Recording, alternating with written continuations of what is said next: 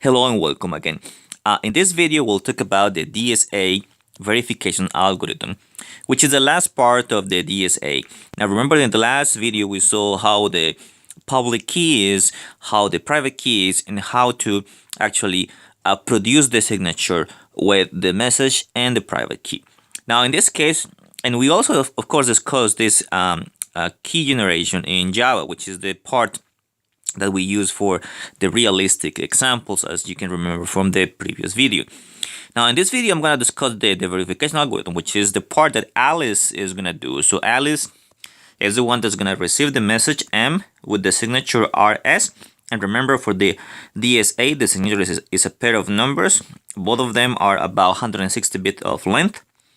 And the message is any message there that you want. So Bob actually generated the signature RS here with the generation algorithm for the signature.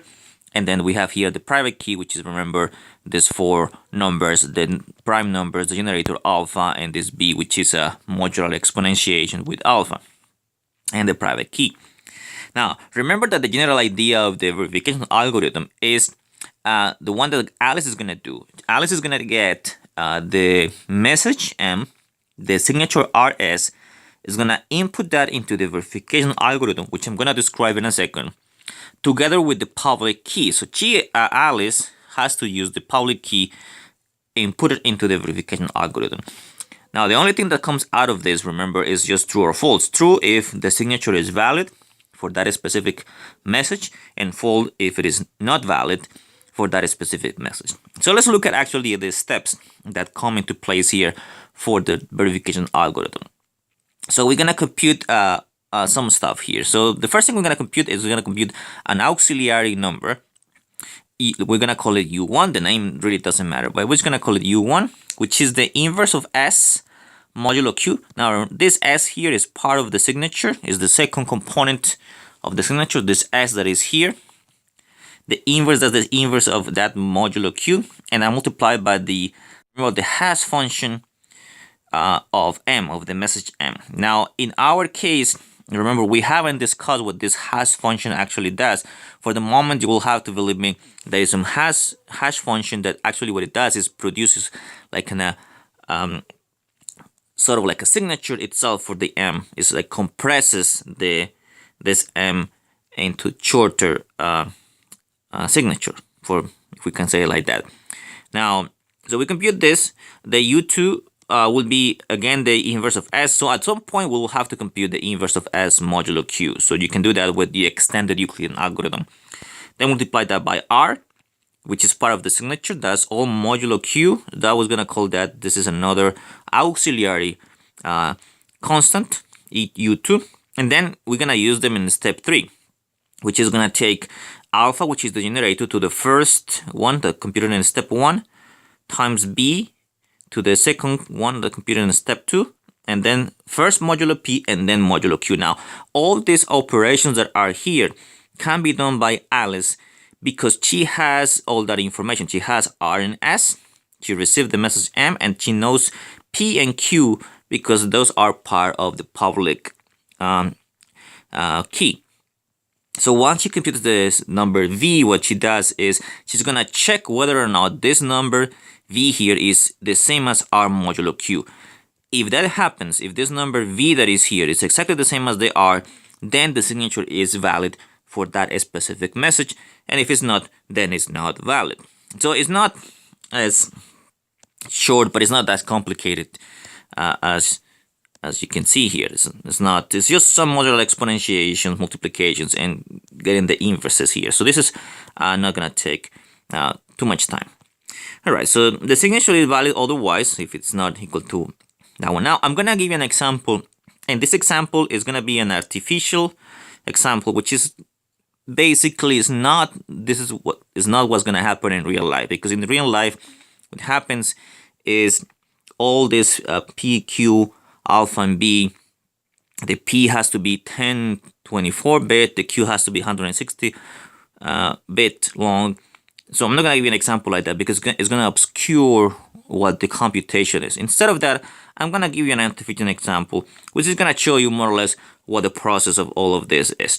So again, this example here is not actually a realistic example, just an artificial example with some small numbers. So let's look at this situation. So suppose that Bob wants to sign this message, which is always a number. So let's say, for example, in this case, it's 612. And we're going to use this public key, which are these numbers here. This is a prime number, this is a prime number, and this is alpha and b. Now, of course, this number is not 1024-bit, and this is not 160-bit.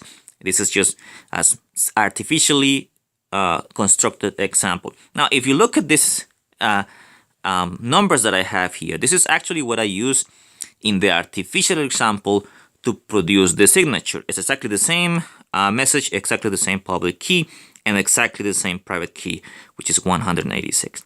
So this is a previous example which we did before, and I'm gonna put a link in the video description with that video, so you can go back and see how we actually found the signature. So, and I say that in here, in a previous example, we saw that the signature RS is 7831. Now that computation is in that video, so you can go ahead and check that. So what Alice receives is she's gonna receive that signature, this one, together with the message M. And remember here, let me scroll up here, the message M is 612. Now she's gonna take that and check whether or not this is a valid signature. Now this is gonna be a valid signature because that Bob produced it, right? Now, just before I go into that, again, let me say, in that example where we produced the signature, I also said that I artificially assign a hash function here of 612, which is my message of 121. That's not what it actually in reality is. This is just to give you an example. This is an artificially created example. So to just see what the process of the verification signature is. So now we can verify the signature. So we're gonna go through the steps I just described earlier. So the step one is gonna compute this auxiliary number, which is the inverse of S modulo Q times the hash function of M. Now S is 31 because that's exactly this number here in the signature. That's S and this is R, the first number. So there's gonna be 31 inverse. That's gonna be modulo Q. Q here is 509. And this one artificially put it as 121. Now, as I mentioned before, you're gonna do the extended Euclidean algorithm for this inverse here. The reason you can do that is because the GCD between 31 and 509 is 1, so you can produce that inverse. And if you actually do the computation with the extended Euclidean algorithm, you're gonna get 312. So I get 312 times 121. Just do the multiplication here, and you get 37,752. And remember, you have to do that modulo 509. And if you do that, you get 86. So that's the first auxiliary number that I have to compute. That's U1. U1 is 86.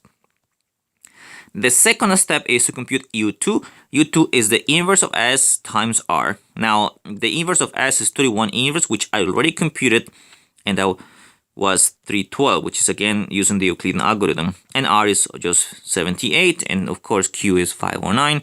So you do go ahead and multiply these two numbers. You get this number right here, and then modulo 509, and then you get 413. That's my second auxiliary number.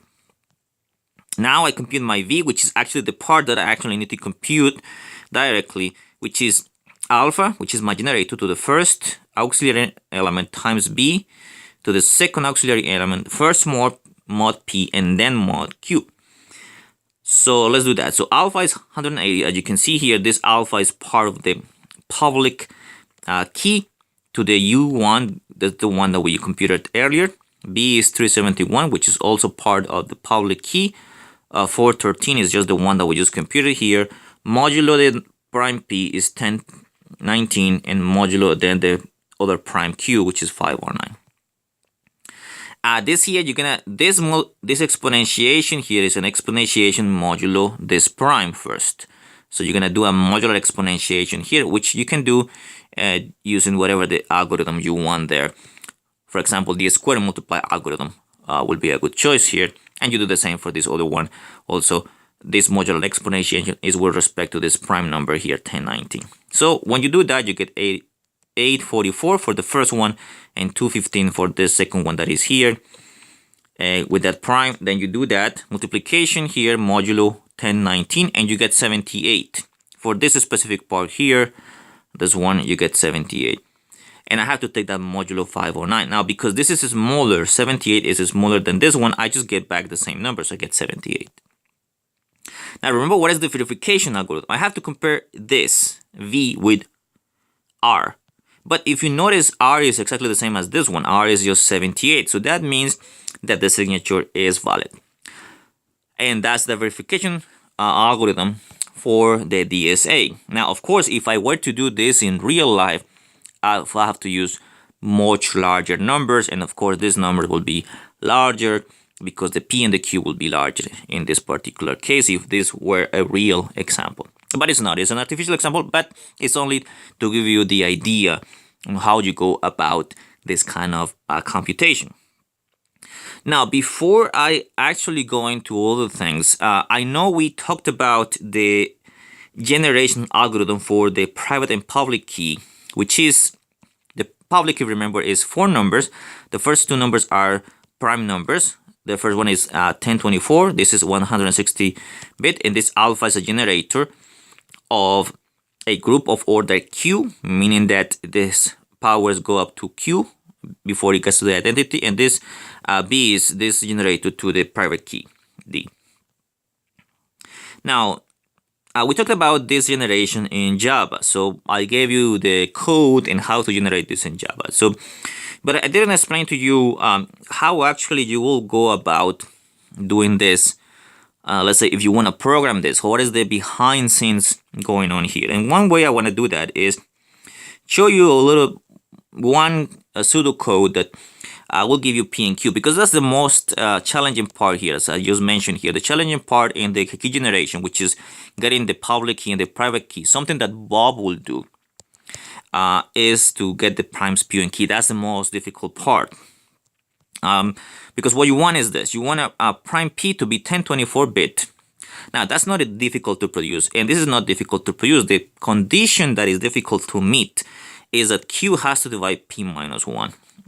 Producing this pair of primes here with this length is not a problem. That can be done very easily. The problem here will be to satisfy this condition. Now, Java, as I explained in another video, this gives us a very nice way to do it. It's just put some code there. It's not very complicated, and it will give you P, Q, alpha, and B, and D. Everything. It will give you everything for you to use. But I'm just going to focus here on P and Q. So what is the generation here? How can you actually go ahead and do that? So I'm going to talk about the prime generation algorithm for DSA, which is the hardest part in the key generation, the P and Q. Now, for that input, because I'm only interested in doing 1024 for P and 160 for Q, then my input is really not anything. I don't have an input. I just have to produce those 2 primes there. Now, if this generation algorithm will actually create P and Q with different lengths, which you can do, because in the DSA, this is not the only pair of primes that you can do. You can do larger prime P and larger prime Q for this DSA, but we will see that later. So you can choose a P of 248 actually with another Q. But let's talk about this one. So in this particular case, I don't have an input, but I will have an output. The output will be the 2 prime numbers P and Q. P has to be between these 2 powers. That only means that P is 1024-bit. That's the only thing that I have here. So this, I can actually translate it into saying P is 1024-bit only, and the Q is 160-bit, which is exactly what it means here. So if you put a number there, it means that those numbers are 1024-bit, and this number Q will be 160-bit there. And of course, the big condition is that Q has to divide P minus 1. That's the hard part, probably, here. All right, so the first step one is you maybe imagine you're going to first get the prime P and then get the prime Q. It's actually the other way around. We're going to generate first the prime Q as 160-bit, and then we try to find P from there. So we're going to have a prime Q that is 160-bit length. Now, one thing you can do for that is you can use Java to do that, or you can create a Miller-Rabin sort of algorithm. So what you're gonna do basically is you're gonna create a random number of 160-bit length and check whether is that a prime or not using the Miller-Rabin algorithm. And if it is a prime, you keep it. If it's not a prime, you keep going. And that's not going to take too much time because this prime is not going to be too long. So you will be able to find that prime rather quickly. So once we create that prime, then Q, which is the smaller prime, we're going to create the prime P in this way. So we're going to use a for loop. And the for loop here will go from 1 to 4096. So we're going to do this 4096 times. And you will see what we will do. The first thing we're going to do is we're going to generate a random integer. It doesn't have to be a prime. It's better to generate a random integer than a prime number because generating a prime number will take a little bit more time than generating a random integer of 1024-bit. So we're going to generate a random integer of 1024-bit. I'm going to use auxiliary variable here, mr, which is going to be that number that you generated, which is 1024-bit, and you're going to divide it by 2q, the one that you already chose in the step 1, which is already a prime. This q is a prime number. Basically the remainder. And you're going to compute p, which is not a prime at this stage, but we're going to check if it is a prime or not. So p will be the number you generated minus this modular here, this division, plus 1.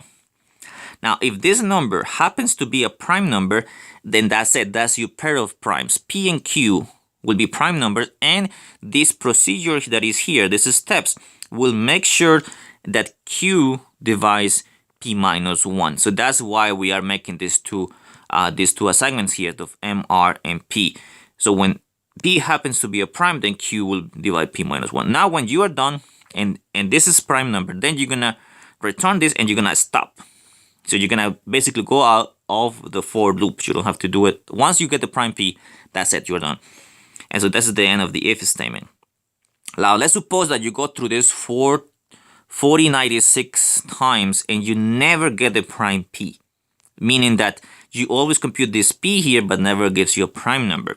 So you're going to be out of that for loop and you're going to go to a step 3. And the step 3 is you're going to go back to step 1.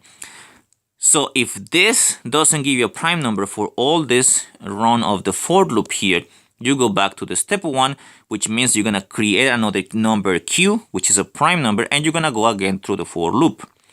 So basically what the algorithm is doing is you create the prime Q first, then you do this process 4096 times to look for the prime P. If that prime P is not produced in 4096 times, then you're going to change the value of Q and start all over again doing the prime Q.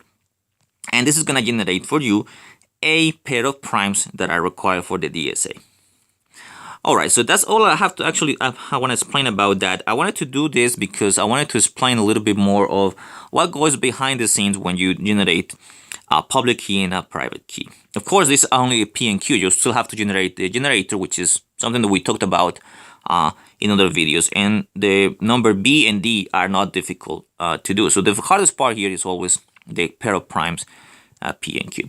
So I will stop the video here, and in the next video, I'll talk a little bit more about other characteristics of the DSA. So I will see you in the next video.